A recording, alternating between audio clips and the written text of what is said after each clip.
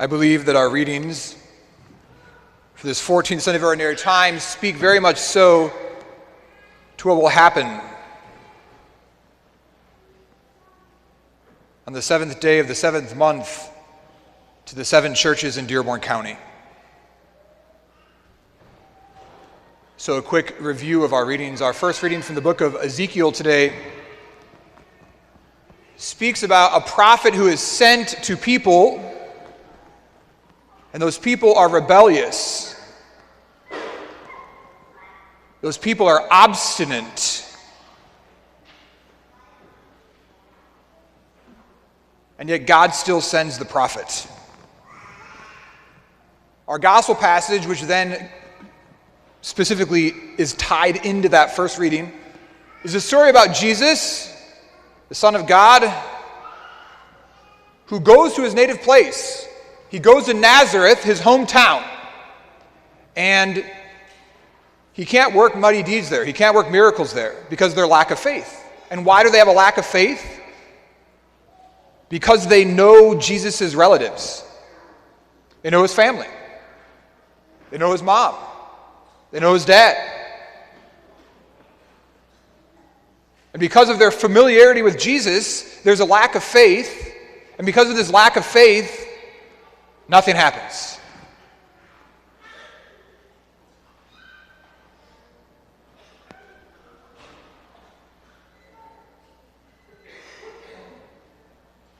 I want to thank you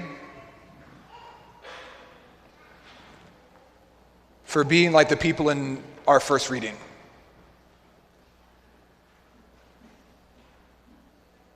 In praying about these readings this past week,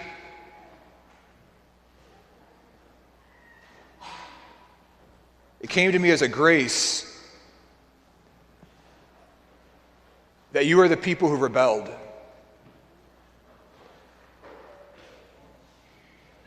You are the people who are obstinate.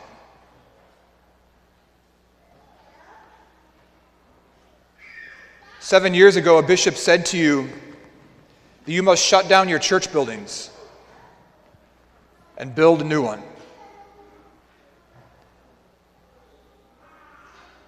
And you rebelled. You were obstinate. You believed that something else could happen.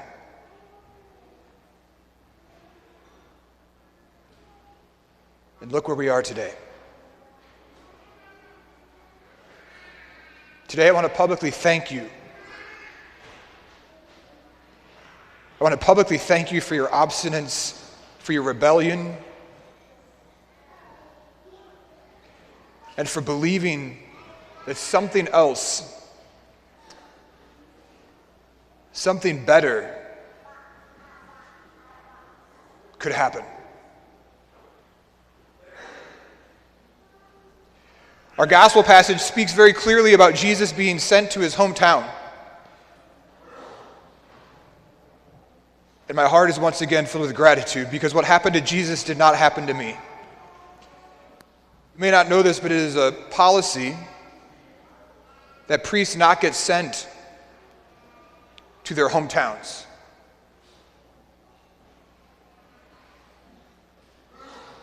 The vast majority of you know my mom and dad by name. My dad is not a carpenter, and my mom's name is not Mary.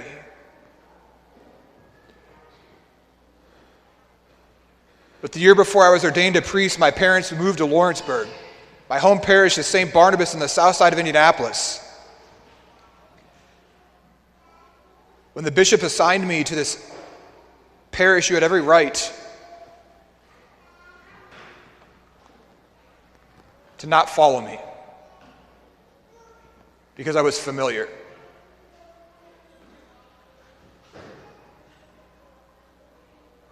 And yet you once again rebelled.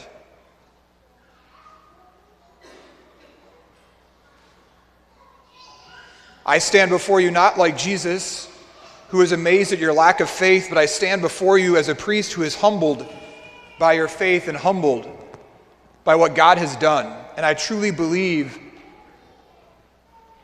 that if a miracle is something that is not expected, then I thank you for the miracle that has taken place in your midst.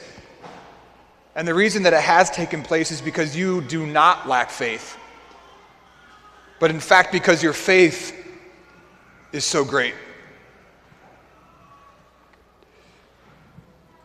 Many of you know that I have a great love for our country, for America.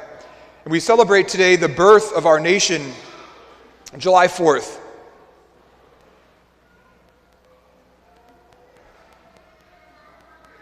In an analogous sense, I also thank you for the birth of a parish. One of the reasons that I'm fascinated by America, the greatest country in the world, is because America was founded on a dream. America was founded on a belief that freedom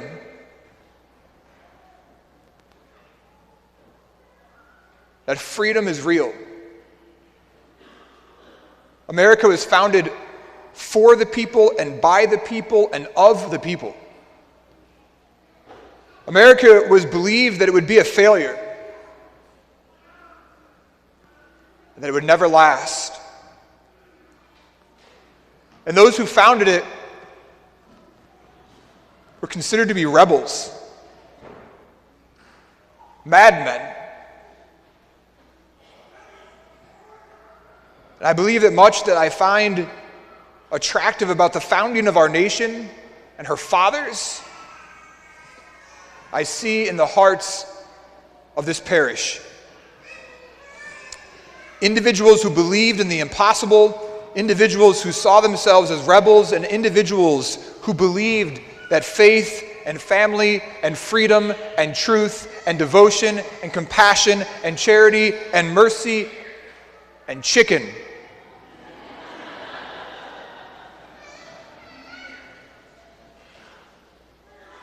should be for all, not just for some.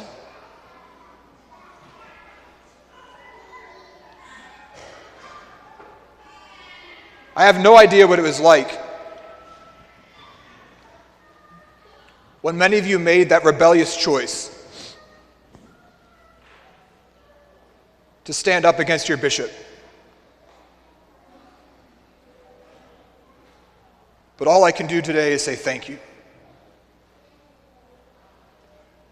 Just as I believe that I live in the greatest nation, I also believe that I live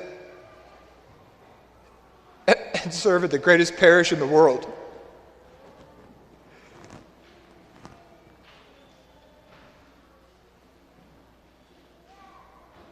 And I am thankful. I am thankful for your faith, and I am humbled. I was speaking to one of the priests at one of the neighboring parishes that I'll become pastor of on Wednesday. And he said, "Father, there's some people here that aren't happy. They're not happy that I'm leaving. Some of them have written letters. Some of them have driven to Indianapolis to have meetings."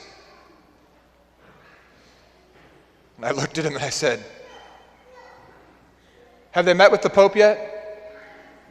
Are letters being written to the Vatican? Because if they're not, this is nothing. You think I'm scared of letters written to a bishop? When I arrived at All Saints, they were writing letters to the Pope. When they start writing letters to the Pope, let me know. Then I'll be concerned."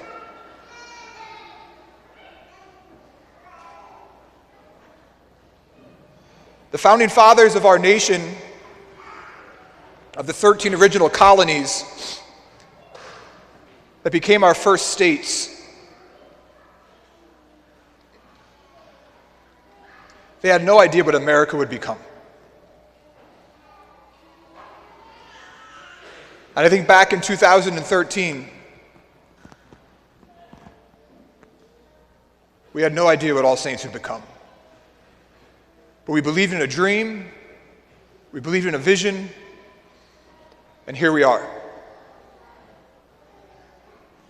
Part of our history as Americans, it's what's known as manifest destiny.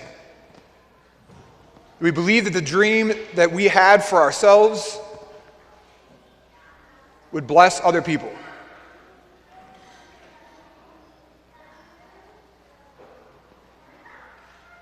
There was never a thought in 2013 that who we were becoming would one day influence other parishes and set a model.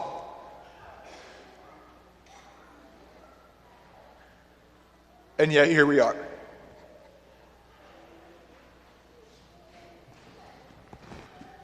I ask you to pray, very much so, for Father Meyer and myself as we do something that's never been done before,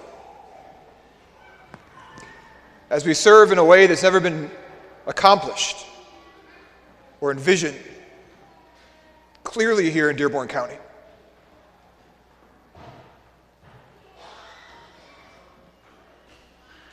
I want to speak a little bit about the first 100 hours that Father Meyer and I will be embarking upon this upcoming Wednesday.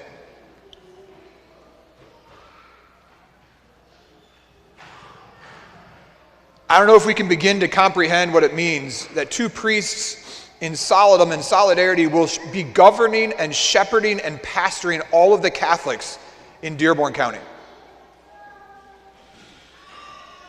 Father Meyer is moving into St. Martin's Rectory this evening.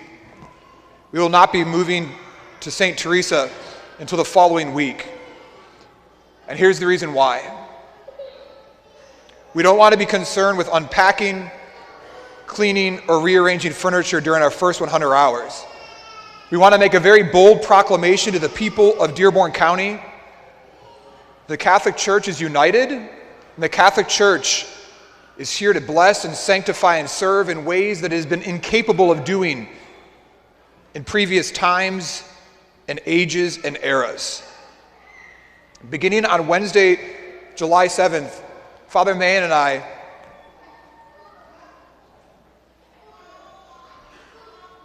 will embark upon the following. We will visit the home of over 50 individuals who are homebound from the 4 parishes. We will visit the 3 food pantries and bless them, who daily provide for those who don't have enough food for themselves. We will visit our only Catholic hospital, St. Elizabeth's, up on the hill, and meeting with her chaplains and staff. We'll be visiting our pregnancy care center, which defends the dignity of human life and shows compassion and mercy to women and men making a choice for life. We'll visit our county jail, for our Lord said that we are called to visit the imprisoned. We'll meet with our public officials at the courthouse. We'll be having a meeting with the leaders of the 3 Knights of Columbus councils in the county. And we'll be meeting with all 4 funeral homes collectively, as they are the ones who minister and serve to those who grieve and have lost a loved one. We'll be celebrating Mass on Wednesday evening at St. Lawrence, Thursday evening at St. Teresa, Friday evening at St. Mary's. Father Meyer will have all the weekend Masses here, and I will have all the weekend Masses there.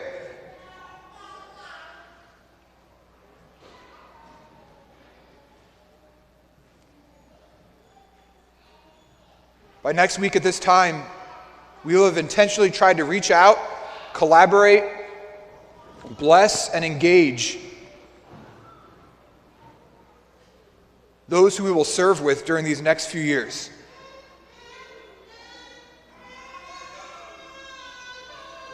I also, if my schedule permits, plan to visit a strip club, which is located 2 blocks away from a public school, 3 blocks away from a Catholic elementary school in a Catholic parish, and introduce myself to its owner and let him know of my deep prayers for him and how it will be one of my greatest joys to see him unemployed.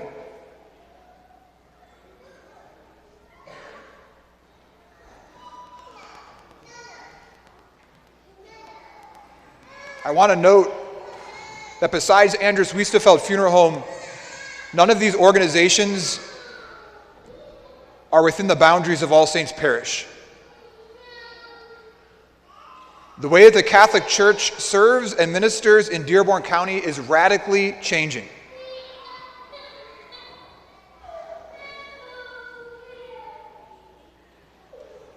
And this is only possible because of your rebellion, because of your choice, and because of your faith. Because of that, I am grateful.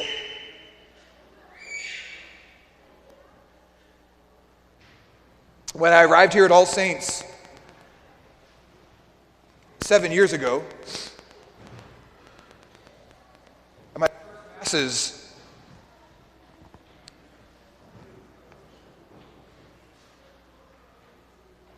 I recited one of my favorite quotes. When I was a newly ordained priest in 2003, and I mounted the pulpit at Our Lady of the Greenwood Parish in the south side of Indianapolis, I recited this quote. I recited it the last day that I was at that parish. It has become my custom and tradition every time I arrive at a parish, I recite this quote on the day that I arrive and the day that I leave. I'll be reciting it next weekend at St. Teresa, St. Mary's, and St. Lawrence. And although I am not leaving All Saints Parish, my ministry as being the sole pastor is ending. And so I quote, "If a priest is a saint, his people will be holy.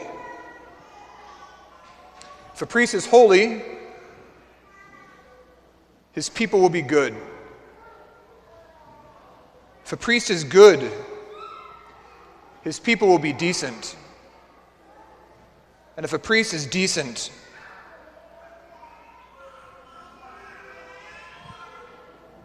his people will be godless." 7 years ago, after I said this quote, I asked of you to pray for me that I would become his saint.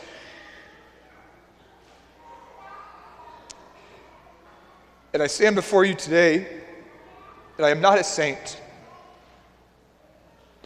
but my heart is filled with tremendous gratitude, because I do know and I do believe that these past 7 years have brought me closer to the dream that God has for me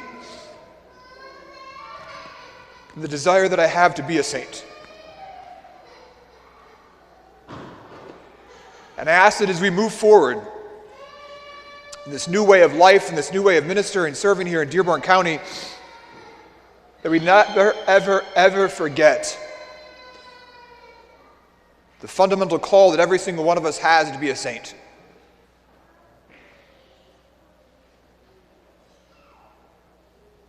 Please continue to pray for me, continue to pray for Father Meyer, pray for your parish, pray for your parishioners, that God may lead us and guide us in ways beyond our imagining, that a dream